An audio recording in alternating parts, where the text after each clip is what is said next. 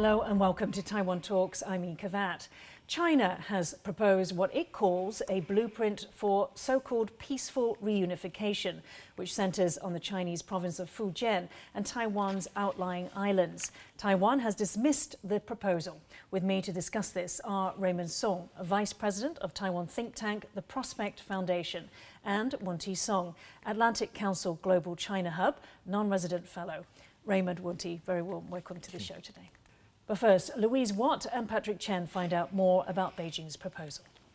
This is one of Taiwan's outlying islands of Kinmen. They're so far away from Taipei that from them you can see the Chinese city of Xiamen.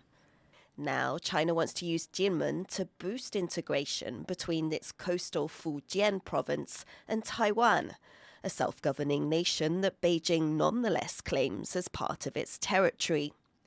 China wants to accelerate gas, electricity and transport links between Taiwan's Kinmen Islands and China's Xiamen city. It also wants to build a cross-strait high-speed railway and give Kinmen shared use of a new airport in Xiamen. 厦门金门呢，地理相邻，我们对在厦门的金门居民实施呢同等享受当地居民待遇的政策，率先推进呢基本公共服务的均等化、普惠化和便捷化，着力打造呢厦金同城生活圈。 The announcement comes as China increases military pressure on Taiwan and as the democratic nation gears up for presidential and legislative elections in January. 希望能够拉拢金马的民众到中国去发展，策略上其实某种上有试图想要影响这台湾的选举，有介选的这样意味。 The Taiwan government agency, which handles relations with China, said, as we all know, China is seeing an economic downturn, sluggish consumption, and soaring youth unemployment. Its large real estate developers are seeing financial crises. There are systemic risks in the financial system, and the operating environment for businesses continues to deteriorate. This concept is clearly intended to attract Taiwanese funds and talents to China to boost its domestic economy. So in that report, we heard about initiatives such as access for Kinmen residents to a new airport in Xiamen. Let's take a look at a few more that were laid out by Beijing. So the program encourages, the first one we can see that's about investing and creating media companies in Fujian. Then the second point is about the fishing and farming businesses, again in Fujian. And the third and the fourth are about building local community and the rule of law in Fujian by Taiwanese residents of Taiwanese businesses. So Raymond, firstly, if I can come to you first, yes. Is this new? In terms of using economic measures to exercise influence operation in Taiwan, it is not new. It's in the broad strand of activities that try to lure Taiwanese people toward mainland China. And but there are several more sophisticated aspects that might be have some newish aspects. Firstly, although the proposal was declared by a national agency of China, which is National Development and Reformation Commission, but the measures concentrate on a provincial level, saying that the integration between the Fujian province and Taiwan province, that's according to China, and especially putting focus on the more closer integration between the lives between Kinmen's residents and Xiamen's residents, saying that they will expedite the communications and travels between the two places.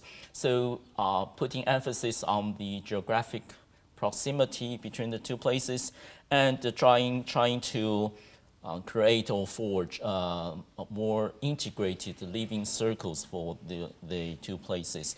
So it's more like an exercise emphasizing that we are very close and we share the same culture, we share the same ethnicity, share the same heritage, and we should get closer. And also, that message is have found extreme echoes in domestic politics in Taiwan, because in this presidential election, we see the opposition circles try to make their trips to Kinmen to make a statement saying that we wanted to have peace. We want to make Kinmen an experimental area where we can exercise closer integration and we can demonstrate that peace between the two sides of the Taiwan Strait is possible. So I would say the message expressed from Chinese side seems to find tremendous echoing in the opposition side of Taiwan. Wen-Ti, so Raymond mentioned there that China is basically exploiting some of the differences and divisions in local politics. So how much do you see that this announcement, the timing of this, is to divide Taiwan ahead of the 2024 elections? I mean, a lot of these are long-standing programs, really. These are, generally speaking, fall under the Economic United Framework umbrella, where they try to use financial and economic incentives to lure Taiwan into having more interaction with, or perhaps even relocating to the PRC.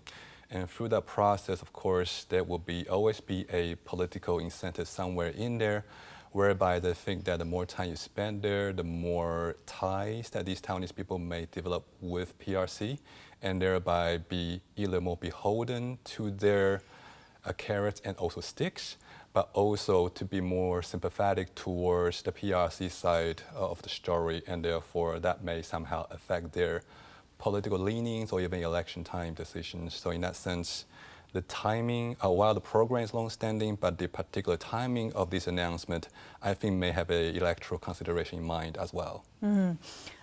Raymond, one of the measures is to encourage Taiwanese to invest in houses, to buy houses. Right. So at the moment we know that China's property sector is in distress. Yes. How much of this is intended to create a boost economically for China? I think Chinese housing market is really not really competitive for Taiwanese people nowadays. I travel to Fujian and the area closer to Kinmen myself. I see rows and rows of houses just built along the road, which seems endless. And now with the housing market in deep trouble, and people are very, very timid into investing more of their monies into buying a house, and the house price won't come up in a foreseeable future. I don't think it's quite attractive for any Taiwanese people now. Wen-Ti, we often hear about kind of this binary choice that China says it's presenting to Taiwan, which is either peace and prosperity, in which you integrate or you unify Taiwan with China, or war, where you continue, that you go along down an independent path, or what they call a separatist path. So as Raymond said there, I mean, how much credibility is there in that side of the offer, the peace and prosperity offer, given the state of China's economy? Well, I mean, I think to zoom out a little bit, there has been traditionally two main framing within Taiwan when it comes to how to perceive relationship with the PRC. One of it is to see China primarily as an economic opportunity to be exploited. The other one is to see China primarily as a security risk to be mitigated or to be controlled. So in that sense, we have seen that China's upsurge in demonstrated geopolitical ambition towards the region, including Taiwan, in recent years for sure. And meanwhile, we also know that since the COVID lockdowns in China, it's really been continuing to struggle economically with post-COVID economic recovery. And we see that, of course, in real estate markets bubble. We see that in a more troubled financial market within China, as well as, more broadly speaking, China's continued difficulty in terms of breaking out of a certain, if you will, technological boycott with much of the developed economies. So in that sense, at this juncture, given rise in Chinese geopolitical ambition, that security risk framings tend to have an upper hand. And on the other hand, because of China's economic struggles, that framing as China as primarily economic opportunity to be exploited is also losing its lure as well. Raymond, let's talk about something that Wen-Ti has spoken about, carrot and stick. Yeah. So, I don't know if there's a coincidence, but recently there has been a build-up of the number of Chinese warplanes around Taiwan's airspace. I mean, just recently there was a record, more than 100 planes, and dozens of these crossed the median line. So, is this a carrot and stick approach? It's at the same time offering this integration and these incentives, but also pressurizing us in terms of grey zone tactics. Oh, yes. That's a mystery to the decision makers all over the world nowadays, because some people portray that since the Chinese economy is going downwards and that they might not have found themselves quite capable of invading or threatening Taiwan, but we see in the military front it's precisely the contrary happening, and that might lead to several explanations. Firstly, that might indicate that China is quite desperate to show their force, or they want to really show that they are determined, their resolve into not let Taiwan go, and to try to intimidate Taiwanese people to how to vote in the coming election. We don't see that the government of China is quite wise in conducting its relationship with its neighbors, and it's also not very clever in portraying itself to the world. I don't think the intimidation card can reach its goal to intimidate Taiwanese people. I think they are doing a bad service for themselves to portray China very ugly in the world. Okay, so that's the stick approach. Now let's go back, Wen-Ti, to the carrot approach. And can you give us a feeling of how this is being received in Taiwan, perhaps by businessmen? Is it a lure? Can it still be a lure? China's economy, can it still bring riches to them?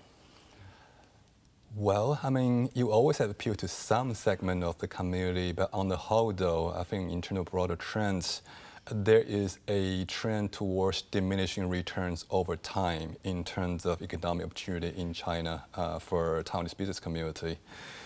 Partly because of the fact that a lot of the incentives they have thrown out are really just not new. Like some of this stuff are, for example, they give you what they call a national treatment. That is, if you work there, you're eligible to get PRC citizen equivalent access to social safety net, pension, enroll in local people's healthcare programs, stuff like that. So treated like Chinese. Yeah, but most of that has been around for years, really. So they are kind of like repackaging it, putting under a new umbrella to make it sound like a new thing, but it's really not all that new. So this is the diminishing return part. Another part that has changed, in contrast, is that the business environment in China has changed a lot within the last few months or so. Especially, we are seeing the news, of course, about how Western due diligence firms have been cracked down in China, as well as how even really global leading financial firms in China are being required to take a lot of classes, spend hours after hours doing what they call political education in China.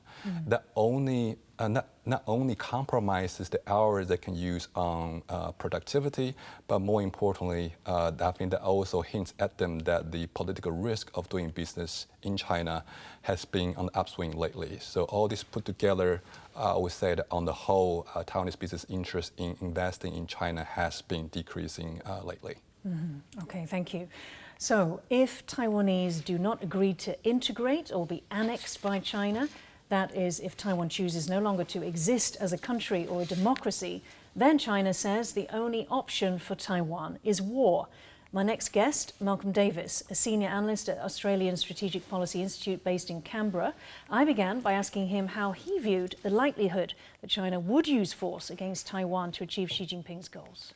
I think that the longer the Chinese leave this step, the greater the risks is that they will not be able to do it, because looming economic and demographic headwinds are going to start affecting the Chinese economy in a way that could make it more difficult for them to use force. So I think that the risks are going up in the second half of this decade, early into the next decade.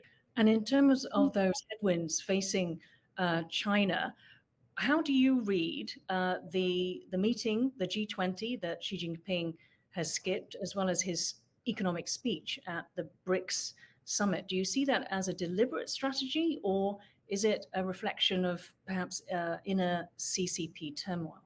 The fact that he's not attending the G20, I think that it does suggest that there is potentially some inner political turmoil occurring at Zhongnanhai in Beijing.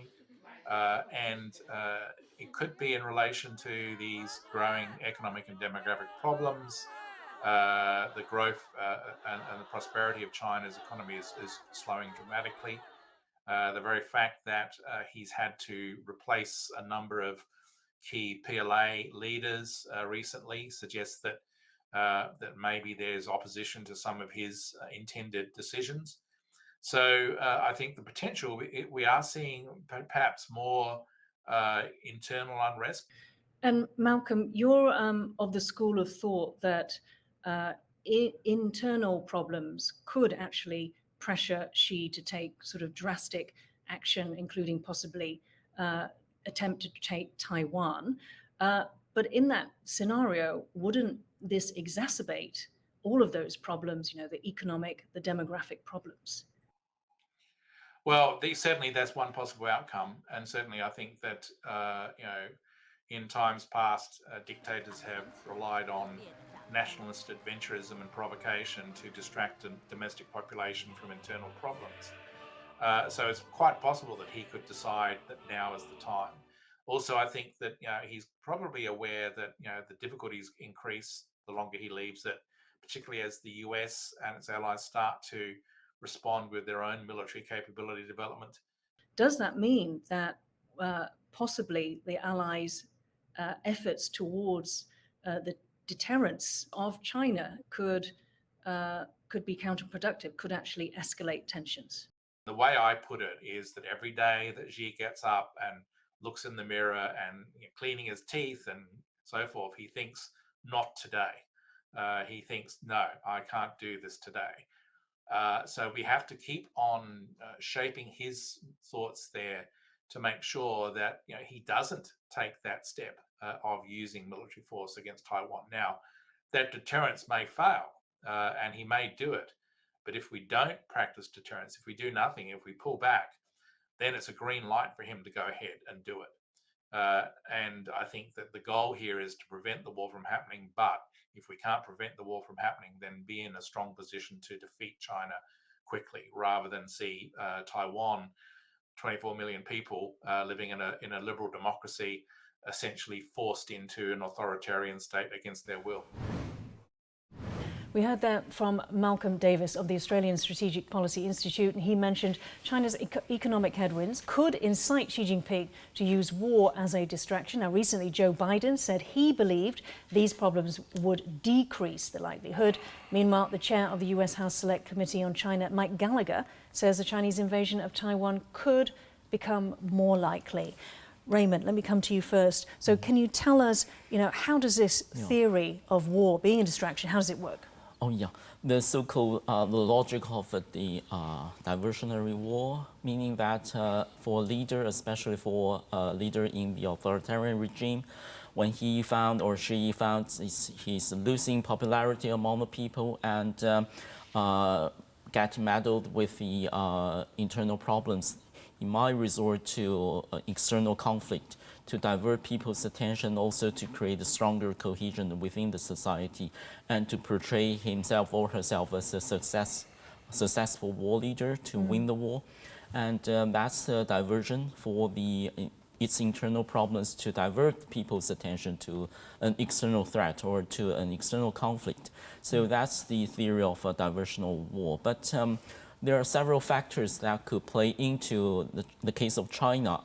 I don't think the diversion is the critical element. So, Wen-Ti, Raymond doesn't believe necessarily that China will use the tactic of a diversionary war. What do you think, points to them not taking that tactic? Anything in the history or culture? I can see there's historically some basis for this. You look at China's buddy Russia, for example. during President Putin's tenure alone, you see him use his force against Chechnya, against Georgia around 2008, Crimea, and now Ukraine war. So there is a historical basis for this in other countries in terms of diversionary war. However, when it comes to PRC, though, I don't think it applies nearly as effectively. And I might even venture to say that on the whole, it doesn't apply very much at all. Why is that? The reason for this is that China is a different polity from Russia, as well as from many other countries that theory usually applies to. Russia, for example, is what we in political science call an electoral authoritarian polity, in which power of the president comes from the voting booths, comes from the average voters, the grassroots. So when the grassroots are not happy with you because of domestic policy issues, then perhaps you create a new foreign policy issue to divert their attention and then drum out the support for you on some nationalism basis. But that's Russia.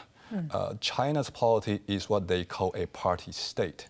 Power of the top leader actually doesn't come from the grassroots people at the voting booth in the same way. Rather, the most important position, General Secretary, is elected every 5 years by roughly the top 2,000 delegates of Communist Party leadership, who in turn, of course, we know they vote for the next 200 Central Committee membership, who then vote for him. Which is to say that if Putin's power comes from the grassroots at the voting booth, Xi's power comes from the elites within the Communist Party. So using nationalism to mobilize the grassroots may work, but the elites are too well educated to know how the machine works too much for nationalism to have nearly as much of a role on them. So rather you think about Xi. If he actually starts a war, then that means that the generals will get a lot more power. Those governors, party secretaries, and mayors, what have you, in provinces closer to the battlefield, will also have a lot more say and leeway. Which is to say that when war happens, that's the moment when she actually loses at least some of his control over the elites. And remember, Frederick's power, again, comes from the elites. So why would he want to try that? Okay. Raymond, would that explain why, if we go into the history of the CCP, you know, Mao's Great Leap Forward, etc., at those times, they should have, if they were going to follow a diversionary war, but they didn't. Before the 1960s, when China's economy is getting serious trouble and Mao's Cultural Revolution is on the horizon, but it went into assist the North Vietnam in any case to try to fend off Americans' expansion or advances in that country, and that really doesn't, because it didn't refrain from entering into that because of its own economic problem or because it's majorly out of an intention to divert people's attention. No, actually, to add it to what Wen-Ti just said, and also one additional element is that China has always tightly controlled public opinion, and the party state control the public space tightly, so there's no, the public opinion doesn't really count as the other regimes counted in for the leader's popularity. So maybe a more sensitive issue is that Xi's personal insecurity about the power base he has now will make him super high sensitive to external threats or encirclement, and he will become easily agitated by the activities around its border. So this whole situation become more unpredictable nowadays. So given what Raymond said, Wen-Ti, you know, what should Taiwan do? Should it try to, you know, be sensitive to Xi Jinping's sensitivity? Should certain things that we normally would do, that Taiwan would normally do, should they be, you know, scaled back? You know, I'm thinking, for example, hosting, say, like US high-ranking officials, that sort of thing. Right, so you're talking about essentially how can Taiwan best manage a relationship with China in a way that would take diversionary war theory into account? I think what Raymond was saying was that he doesn't believe that Xi Jinping would go down that route, but that he would become super sensitive to external threats on Xi Jinping or on the CCP itself. So given that, should Taiwan alter its behavior?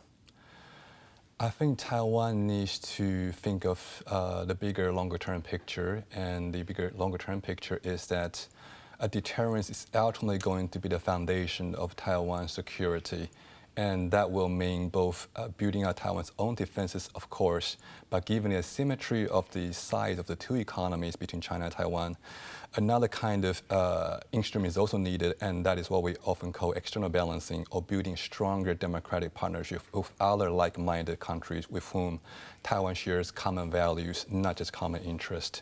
So on that basis, I think strengthen relationship with other Western as well as other like-minded democracy is going to be essential, and that should translate into not only the government-to-government relations level, but even more importantly at the society-to-society levels. It's on that basis that Taiwan needs to project its image as well as its culture, especially democratic lifestyle, onto the society, and use that as the basis to best maintain Taiwan's security on a long-term sustainable basis. Raymond, very final thoughts. Yes, I would say that what Taiwan can do is to strengthen its own capability to self-defense and to do the normal things to really build the society's resilience to prepare for the unimaginable and be well prepared to deter the enemies. I think we will manage what we can manage, but we will prepare for what comes, come whatever. Yeah. Thank you so much, Raymond Sung and Wen-Ti Sung, for joining the show today. Thank you. If you liked our show, please search for us on YouTube, give us a thumbs up, and hit subscribe to our channel.